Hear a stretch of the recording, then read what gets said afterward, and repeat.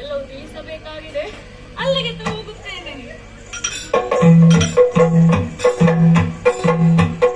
ಲಕ್ಷ್ಮಿಯಮ್ಮ, ನಮಸ್ಕರಿಸಿದ್ದೇನೆ. ಸುದರ್ಶನ, ಏನಿದು? ಮೊದಲು ನನ್ನ ಪತಿದೇವರಿಗೆ ವಂದಿಸು, ತದನಂತರ ನನಗೆ ವಂದಿಸು. ಲಕ್ಷ್ಮಿ, ಲೋಕದಲ್ಲಿ ನಮ್ಮನ್ನು ಕೊಂಡಾಡುವುದು ಹೇಗೆ? ಲಕ್ಷ್ಮೀನಾರಾಯಣರು ಎಂದು. ನಿನಗೆ ನಮಸ್ಕರಿಸಿದರೆ ನನಗೆ ನಮಸ್ಕರಿಸಿದ ಹಾಗೆ. ಹಾಗಲ್ಲ, ನನಗೆ ಯಾರ ಬಳಿ ಕಾರ್ಯವಾಗಬೇಕು ಅವರಿಗೆ ಮಾತ್ರ ನಮಸ್ಕಾರ. ಆದರೂ ಇರಲಿ, ನಿನಗೊಂದು ನಮಸ್ಕಾರ. ಹಾಗಾದ್ರೆ ಈಗ ನನ್ನ ಅವಶ್ಯಕತೆ ಇಲ್ಲ, ನಾನು ಹೋಗುತ್ತೇನೆ. ಹಾಗಲ್ಲ, ಸುಮ್ಮನೆ ದೇವರ ಹಾಗೆ ಕುಳಿತುಕೊಂಡರೆ ಸಾಕು. ಆಯ್ತು. ಸುದರ್ಶನ, ನನ್ನಲ್ಲಿ ಕಾರ್ಯವೇ? ಹೌದು. ಏನದು? ಅಮ್ಮ,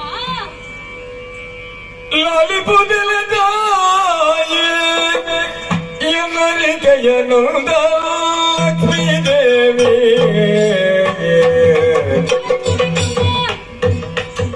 ಅಮ್ಮ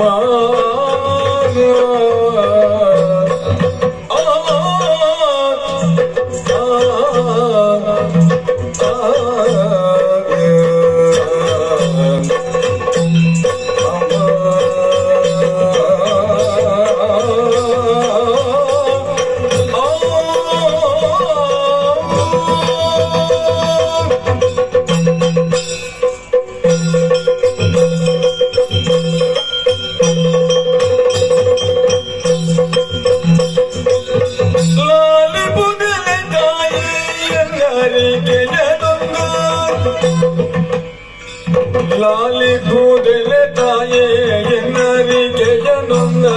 ಎನ್ನರಿಗೆಯನೊಂದ ಲಕ್ಷ್ಮೀ ದೇವಿ ನಿಮ್ಮ ಲೋಲನ ಪೊಗಳುತ್ತ ಇರುವುದು ಸಹಜವು, ಹೊಗಳುತ್ತಲಿರುವುದು ಸಹಜವು. ಲಕ್ಷ್ಮೀ ದೇವಿ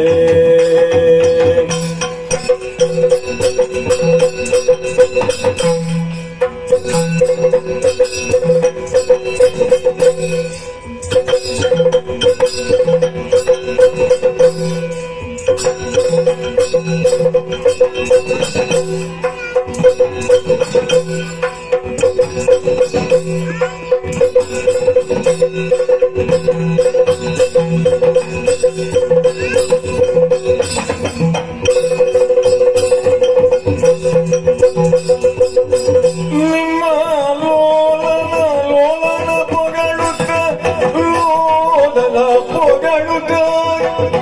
ಇರುವುದು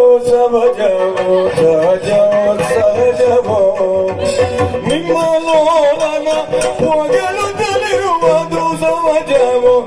ಲಕ್ಷ್ಮೀ ದೇವಿ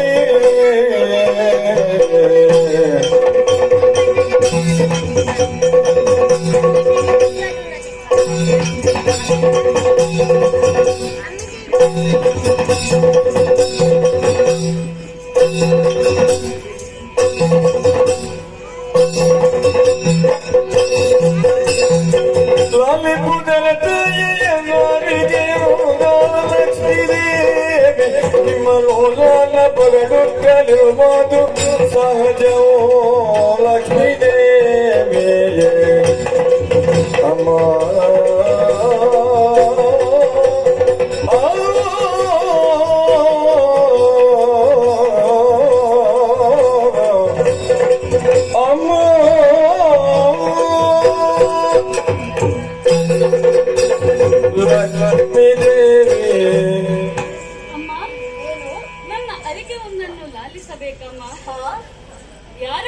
ಯಾವಾಗ ಎಲ್ಲಿ ಹೊಗಳಬೇಕು ಹಾ ಎಂಬುದನ್ನು ಚೆನ್ನಾಗಿ ಅರಿತಿರಬೇಕಮ್ಮ.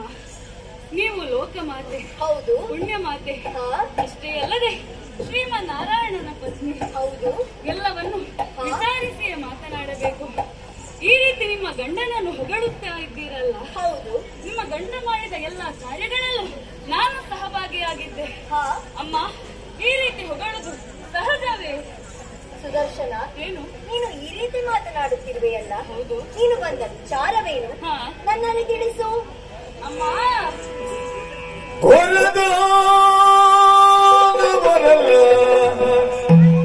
ಬಬರಕ್ಕೆ ಬಂದರೆ ಬಬರಕ್ಕೆ ಬಂದರೆ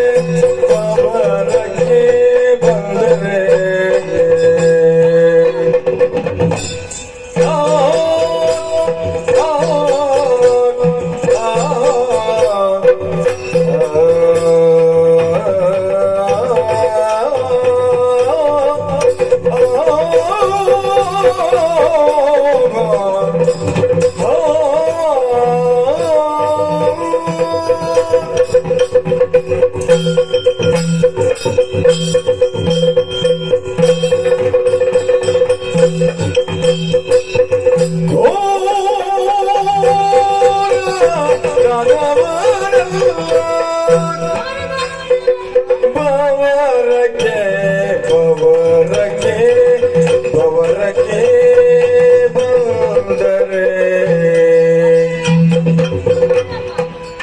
ಲಕ್ಷ್ಮೀ ದೇವಿ